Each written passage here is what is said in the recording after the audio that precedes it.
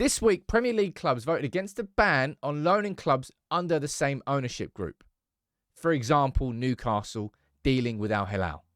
Now, that opens up the possibility in January of Manchester United maybe doing business with Nice, given that Jim Ratcliffe's Ineos own Nice and they're about to have a 25% takeover of Manchester United. There are two players that everyone's going to be talking about, Khephren Thuram and Clair Todibo. Now, you might think, it's just lazy looking at Nice players. Nice. Or Nice. But genuinely, both of them actually fit a profile of problems that Manchester United have. Now, I'm going to run through everything in this video, the likeliness of them leaving, going to compare their profiles to the players that we've already got and see how they would fit in. Because genuinely, it will be fantastic business for United, but terrible for Nice. And this is the problem of multi-club ownership. I'm going to run through and explain everything. You're going to let me know in the comments below what you think. But yeah, Premier League clubs voted against this ban. United was not one of those. They were fine for the ban to go through, and I'll be honest, I'm happy about that. I want this ban to go through. I think multi-club ownership is just another nail in the coffin of football. I don't think it should be allowed. I think it's completely unfair, and I don't want it to happen. But because Jim Ratcliffe owns Nice with Ineos, and now is going to be going ahead with a 25% takeover of Manchester United, there are going to be situations right here, right now, with two players we're speaking about, and plenty more in the future maybe, where making one decision is going to be to the benefit of one club, but to the detriment of another. And that's the problem that you get with multi-club ownerships. Because right now, Nice are flying high in Ligue 1. Ligue 1? Ligue 1. They're second behind PSG by 1 point. Finally, things are clicking. And there are two names on this list there are two names that I want to speak about. Because Khephren Thuram and Clair Todibo, for different reasons, would be pretty damn good signings for Manchester United in January. Could we feasibly get a loan for them with an obligation to buy in the summer, and therefore we don't have to put any outlay? Absolutely. That will be up to Jim Ratcliffe.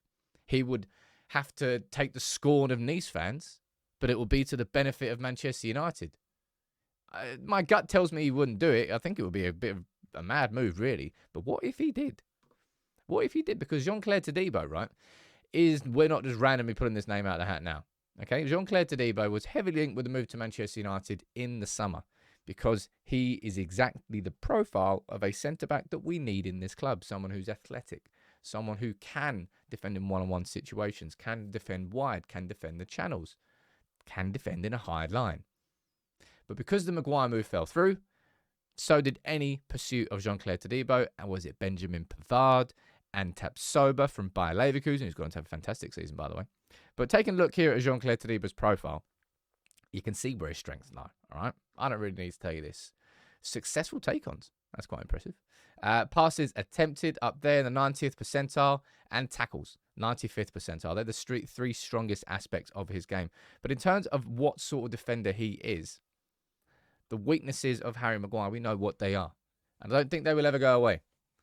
Get Harry Maguire in a high line, playing up against a very aggressive and athletic team, I think you're going to find some problems. Clair Todibo negates some of those problems. And if you have a little comparison here of how he lines up alongside Raphael Varane, you can see where the strengths of both of them lie.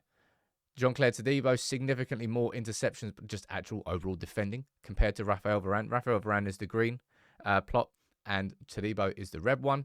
There's quite a similar profile over here, but you can see where Todibo is just light years ahead of Varane in that sense. And you go over here, same sort of thing. In terms of defensive actions, Clair Todibo is leading the way in that sense. And if you take a look at how Nice have been getting on in the league, look how many goals they conceded. 4. They conceded 4 goals in 12 games. I think it's fair to say that Todibo is a very significant player for them. And if Manchester United could get him on loan in January with an obligation to buy in the summer, that would be a fantastic move for Manchester United. It would not be a good move for Nice, and that's what I mean. You're going to get these situations now when you own multiple clubs where a benefit for one team is going to be a negative for another. It's going to be interesting to see what Jim Ratcliffe does in this situation. Who does he value as more important? Which sporting project, whatever you want to call it. But it's not just Jean-Clair Todibo whose name is on this list. And Khephren Thuram. This one's an interesting one because Thuram was a player who was heavily linked with a move to Liverpool in the summer. They ended up going after Ryan Gravenberch. But apparently they're still interested. And you've seen the likes of Newcastle linked with a move for him. Real Madrid, I think Juventus have also been linked with him. 22-year-old, he's nowhere near the finished article, right? But he's somebody who clearly... I think this, unfortunately for Nice, this looks like a team that will, at the end of the season, sort of have its players kind of cherry-picked and pulled away. And it'll be up to them to sort of replace them. Or maybe they'll be able to hold on to them anyway. Thuram here himself, there's one stat I want you to focus on here. Stats can't tell you everything. I know that. But this right here, my word, I want to do that and I want to zoom in on it.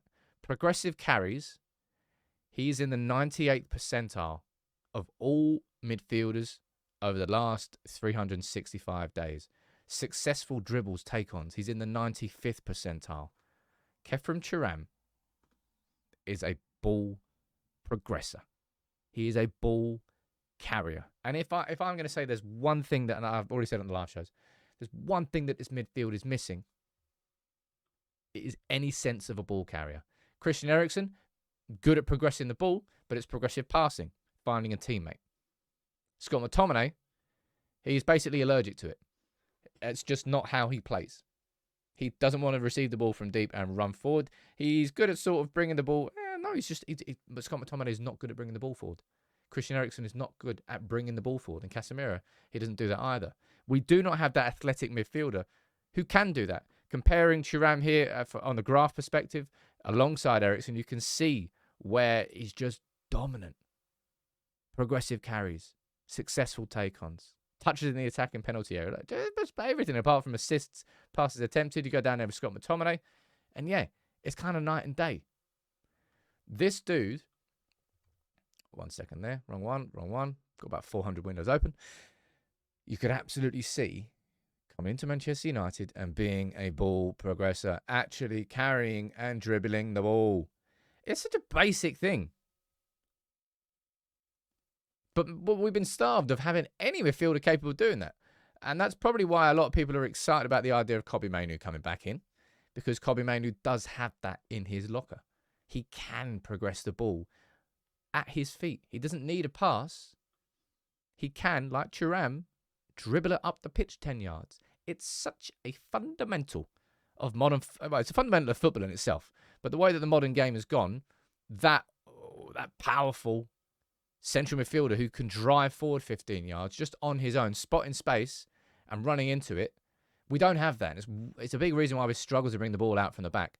But Thuram and Todibo, both of them, from a defensive perspective and a midfield perspective, overall build-up perspective, you can see exactly why United fans would like one or both of them to join.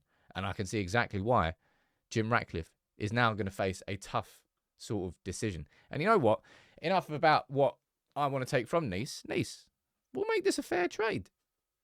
Nice have scored how many goals in the league this season? They have scored 13 goals in 12 games. That's 16 less than PSG, and that is 12 less than local rivals Monaco. It sounds like you need some bolsters to your attack. How about bringing Anthony Martial back to the south of France? He'd love it. I mean, he probably would love it, actually. And honestly, and I don't say this in a horrible way, I don't think United will miss having Martial. You could say that Haaland, we haven't got any other strikers. I think maybe we'll probably we'll do another 30-year-old plus stopgap striker signing in January. That's what I expect. And Jadon Sancho. That would strike me as an absolute perfect loan move for Jadon Sancho. We'd obviously have to pay part of the wages, but that would massively bolster Nice's attacking options. Getting Anthony Martial there and getting Jadon Sancho on loan for the rest of the season. So we might be taking, right? But at the same time, we're giving. Everyone wins. I don't know. Not everyone wins. But these, as I said, these are the situations that Jim Ratcliffe's going to have to face now. I would love that idea. Thuram and Todibo coming in on loans with maybe options or obligations to buy. Probably obligations, considering you take them halfway through the season. But then Martial and Sancho going the other way. That would give Ten Hag a better squad for the rest of the season. Do you think either of those are going to happen in January? I'm trying to think of which one I would prefer if I was going to choose one. I would probably, if I was to choose one, go for Todibo, because I think that would have more of an overall impact. But I can really see why there's hype around this guy. And from a ball carrying perspective, maybe he's the one I should be speaking about. But which do you think Ten Hag would want? And do you think either of them will happen? Do you think that Sancho or Martial could go in the other direction? It's interesting conversations to have at the very least. And this is all coming off the back of the fact that the Premier League clubs have voted against that ban. So these loans could well happen. You let me know what you think in the comments below, as you always do. Make sure you subscribe if you're new.